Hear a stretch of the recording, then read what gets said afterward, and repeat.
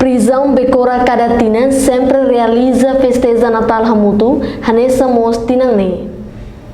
Terça-feira, lorong Ronulu Racing Walu, fulan dezembro tinang rihung rua Ronulu Racing Ida, ia prisão Becora Dili, prisioneiro Sira Haksolok Hamutuk, hori festeja Natal no tinang fong rihung rua Ronulu Racing Rua. Festa Natal no tinang fong ne, organiza Husi Ministério Solidariedade Social no Inclusão, Serviço Hamutuk Ministério Justiça, Autoridade Sira no parceiro Chave Sira, Husi Programa Reinserção Social Prisioneiro Sira. Amo Francisco Barreto e Hanyo Milha durante missa hateteng, maroma halo ema tuir nya ilas rasik, no lahusi klerek mate no sala iha na kukung nyelarang.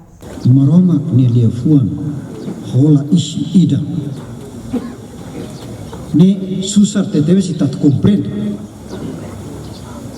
Mai be ita wahira ita di saida mos ita reflete utuan. Oi sama maromak at so ita ne. Maromak hase ita tuirni ilas rasik afai monu basala. Nia lahu siklerek ia nakukun mate no sala ni larang.